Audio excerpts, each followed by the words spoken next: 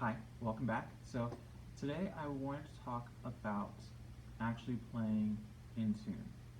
Now this is something that's a little bit risky for me personally because, and for any musician in general, I don't think that anybody ever necessarily says exactly where pitches are and how to hear them and how to make sense of music and what we're hearing.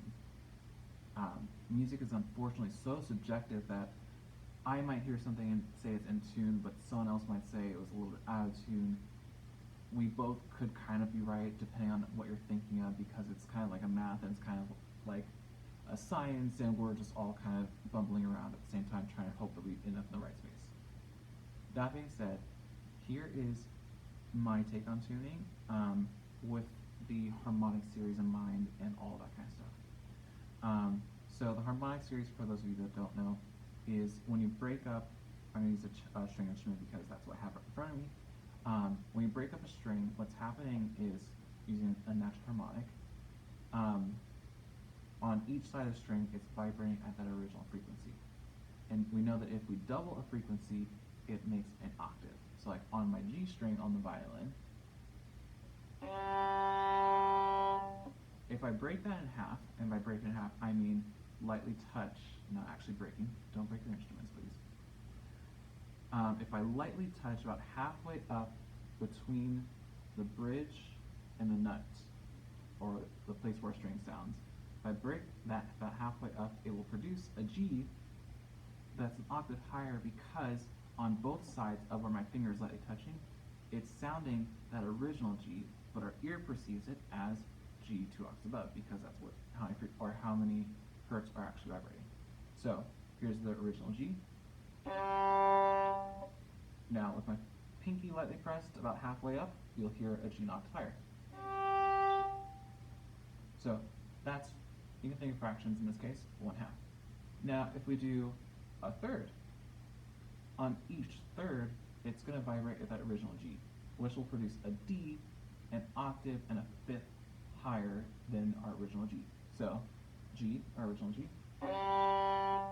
Now about a third of the way up, sorry, that's the third, we get a D.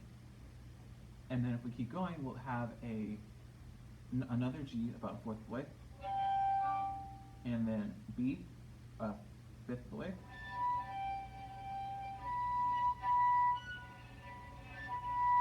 another G, a sixth of the way, and then a seventh is F, and then another G. So, I know you're probably thinking, well, that's fine and dandy, but that doesn't really do much for us as far as our education. And it actually does. What happens is when we're playing and we're hearing music and things aren't quite settling in tune, it's because things aren't lining up with our fundamental note. That G, our open G, in this case, is our fundamental note. You can also think of it as, like, in pieces, the key. So if things don't line up with that fundamental note, that key signature note, then things just don't lock in. So when we're playing, let's say, for example, let's stick with G. When we're playing in G major, those notes I played, those harmonics, aren't actually necessarily in tune precisely to the same way that like our tuner would pick them up. When we're listening to notes in a chord or notes from that fundamental, they adjust because they're not the actual notes, they're harmonics, and harmonics are part of the note, but they aren't the main note. So when we hear, for example, that first G, it's going to be in tune because it's slow G. That D, those hertz are close to D, but they're not actually precisely on D for them to be in tune perfectly with a tuner. It's actually about 2 cents sharp.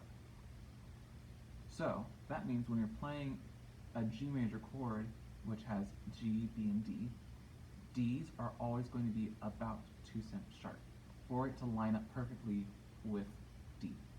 Now that means that any chord, in any kind of chord, when you have a fifth between the root and the fifth, that means that the fifth will always be about 2 cents sharp.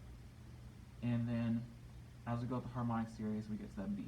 Now that one's probably a little bit weird, and it took me some time to find it too, because it's hard enough to find in general, especially when you're playing it. So the third has to be, and this is really, really weird, and it's kind of odd for us to think about, the third has to be about 14 cents flat, which, if we look at our tuner, it only goes 20.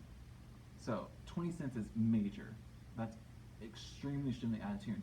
But in the context of a chord, it actually is in tune. So if you have a full major chord, the root is in tune, the fifth is about 2 cents sharp, the third is about 13, 14 cents flat.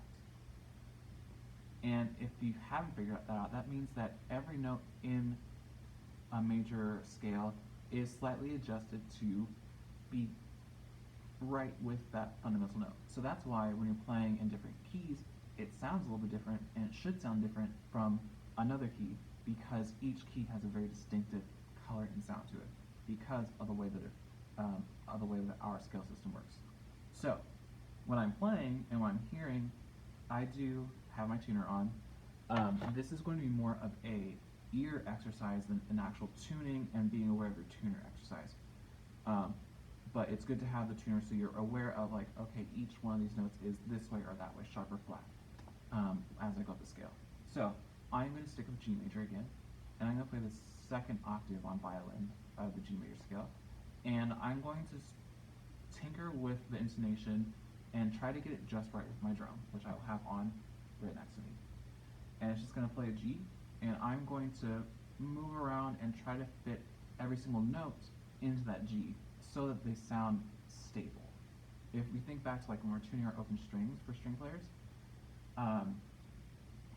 we were always trying to get our strings to be as stable as possible so it sounds like they're moving together, not fighting each other.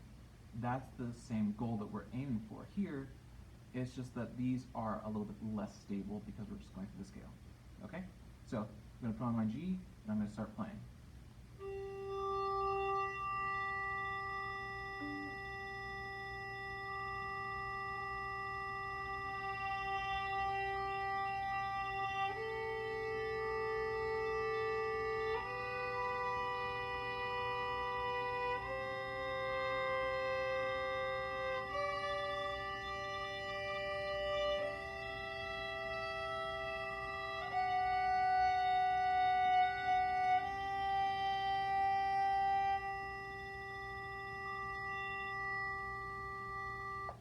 Alright, so if you heard, my D was a little bit flat, and that's partially because I overcompensated. It's like, I know that it's going to be a little bit out of tune, and I just went the wrong way. But once I got it in tune, it actually, if I had my metronome so you could see, or my tuner so you could see it, you would see that each one of those is a little bit out of tune according to the metronome, or the tuner.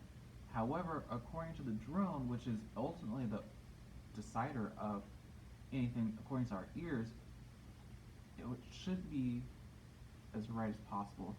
And this kind of tuning is called just tuning. So we're adjusting everything to a fundamental root note, in this case G.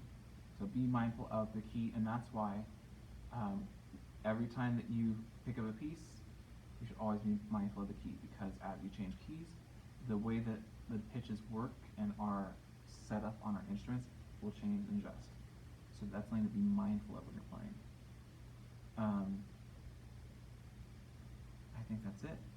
So go through your scales, especially for string players, or for everybody really. Go through your scales and play them slowly.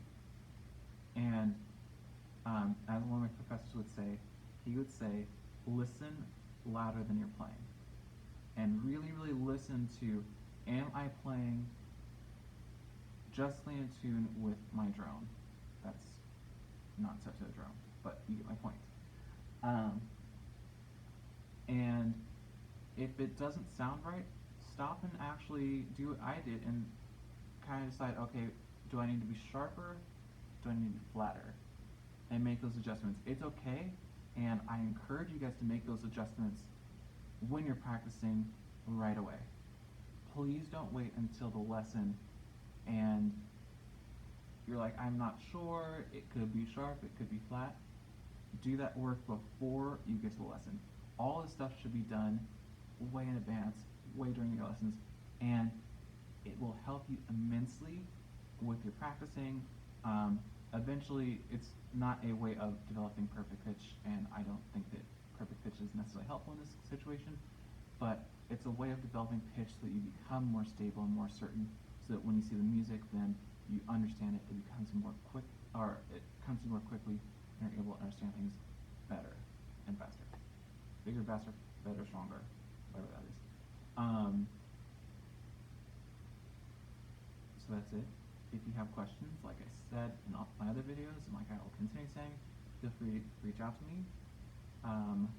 If you are like, I don't get what you're saying, I don't understand what's going on, what is a half, what is a 30-second, whatever, feel free to get in contact with me and I will explain even more. Like I said,